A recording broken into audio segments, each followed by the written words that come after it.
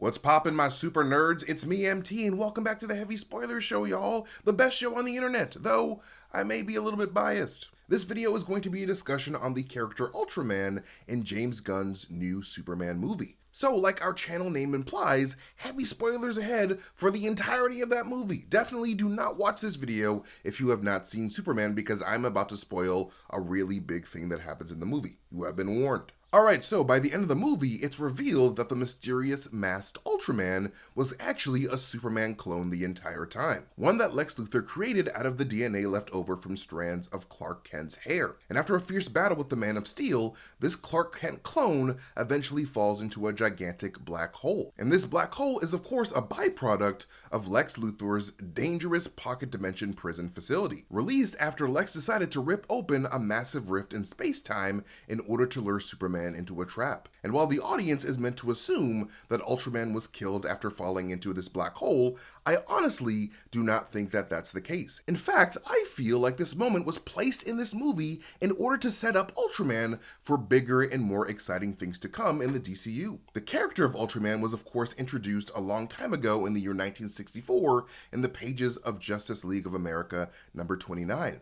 And since the year 1964, there have been a number of DC Multiverse reboots that would lead to different versions of Ultraman popping up with different retellings of his origins, but all of these Ultraman variants typically have a few major traits in common. Like how all of them typically serve as alternate universe counterparts to Superman, with the original Ultraman hailing from the alternate universe designated Earth 3. When Earth 3 was first introduced in the same Justice League of America comic, the planet was meant to be the direct opposite of Superman's native universe. This meant that this Earth was filled with alternate universe versions of the characters that we know and love, but with the exact opposite personalities and allegiances. For example, instead of Batman, Earth 3 had a villainous Owlman, and instead of Wonder Woman, Green Lantern, and the Flash, Earth 3 had the evil Superwoman, Power Ring, and Johnny Quick. And these characters would form the team of superpowered metahumans called the Crime Syndicate of America, the dark counterpart to Superman's own Justice League. And by the way, if you guys enjoy Superman, then you guys will also enjoy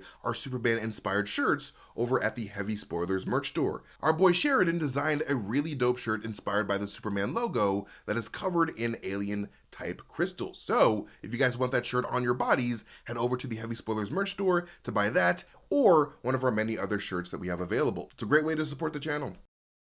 We learn in 1982's All-Star Squadron number 14 that the original Ultraman hailed from a Krypton that never exploded in the first place, implying that this Ultraman was sent to Earth in order to conquer it, much like Kal-El was in James Gunn's new take on Superman's origin. But unlike Superman, who famously has a biological aversion to green glowing kryptonite, Ultraman would actually become stronger and unlock new superpowers during every kryptonite exposure. And Ultraman would use his buddies on the Crime Syndicate to facilitate the control of the planet faster and more effectively. And eventually the Crime Syndicate would face off against their alternate universe counterparts in the Justice League before they were defeated. But they would return again not too long afterwards, because comic books be comic bookin'. The Crime Syndicate of America would be adapted in animated form a number of times in the past, including in 2010's banger of an animated film, Justice League Crisis on Two Earths, as well as 2024's Justice League Crisis on Infinite Earths. But my personal favorite adaptation of the Crime Syndicate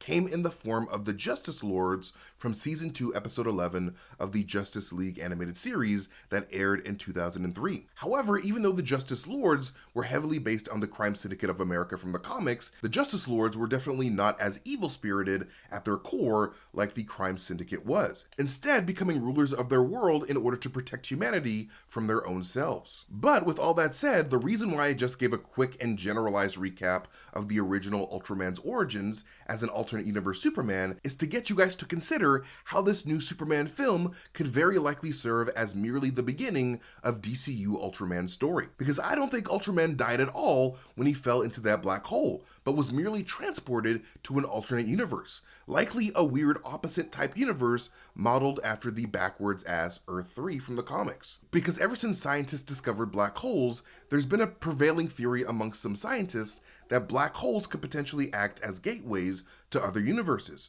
and science fiction writers have used that theory in their works in order to send their characters on wild interdimensional journeys in the decades since. But all of these writers have had to write around their characters somehow managing to be able to escape the astronomical power of the black hole's crushing gravitational pull, which many things simply cannot do. Not even light can escape a black hole, and light can travel at the speed of, well, light. Now, if only there was some type of, I don't know, Superman that could fly faster than the speed of light and strong enough to resist a black hole's pull. Oh wait, we have two of them now. How convenient. In the comics, Superman has proved that he has the speed and endurance to survive a black hole, and we even saw Clark use his powers to push himself away from a black hole's powerful tug in this movie. So it stands to reason that DCU Ultraman, equipped with Superman's DNA, could be able to do the same before emerging in Earth 3 and conquering it with the help of Earth 3's Crime Syndicate or Justice Lords or whatever James Gunn decides to call the team. Personally, I can see James Gunn naming this team the Justice Lords over the Crime Syndicate, because very few rulers would openly consider themselves to be part of a crime syndicate, as that would be straight up bad optics. I mean, maybe the people of that world would consider them a crime syndicate, but not the group themselves.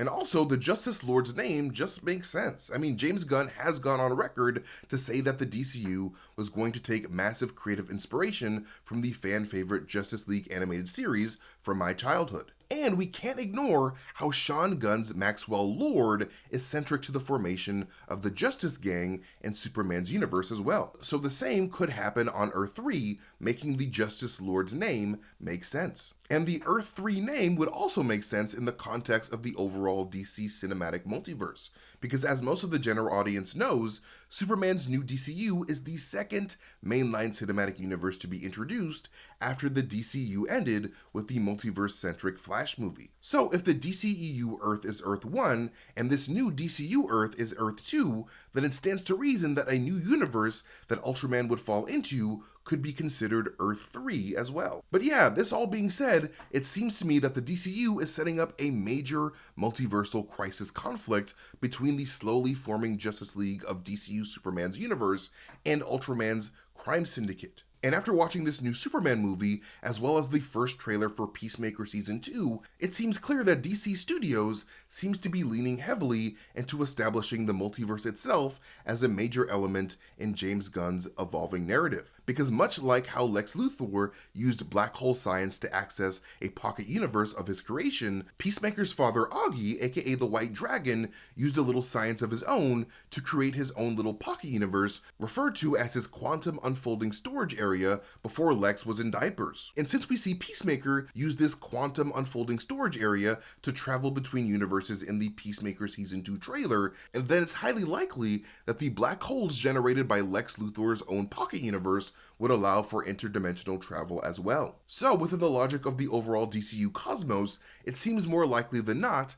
that Ultraman entered a whole new reality rather than being 100% consumed by the black hole's power, as his Kryptonian biology allows him to be one of the few people in the universe capable of surviving such a trip. So, as James Gunn and DC Studios slowly introduce the core Justice League into the DCU with their coming projects, those actors who are cast in the roles of Justice League members like Batman, Wonder Woman, Green Lantern, and The Flash will be simultaneously used to play their evil Earth 3 counterparts when Ultraman inevitably returns to seek his revenge on Superman.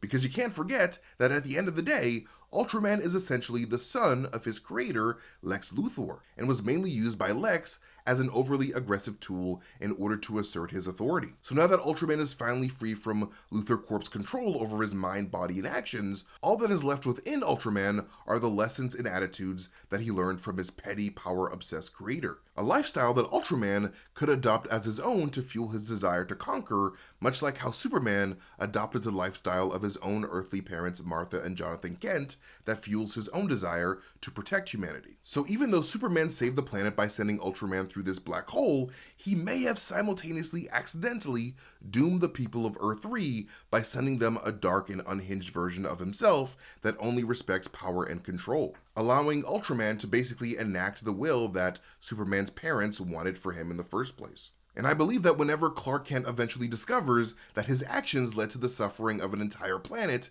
he will rally all the members of the Justice League to try to undo his mistake and free Earth 3 from Crime Syndicate control. However, while I do believe that this Justice League versus the Crime Syndicate scenario is the most likely to happen in the DCU's future, it's not the only avenue that DC Studios could take with this Ultraman character. Because like many people have hypothesized for months before the Superman movie's release, it is also quite plausible that Ultraman's trip in the black hole could possibly serve as an origin for the popular DC Comics character Bizarro. The concept of Bizarro was first introduced in the pages of 1958's Superboy number 68, and in that issue, Bizarro was accidentally created after a scientist named Professor Dalton tripped with his fancy new duplicator ray in his hands, and that duplicator ray would hit a young Clark Kent, aka Superboy, creating the first ever Bizarro, known commonly as Bizarro Superboy. But unfortunately for this Bizarro Superboy, he would be destroyed in that very same issue.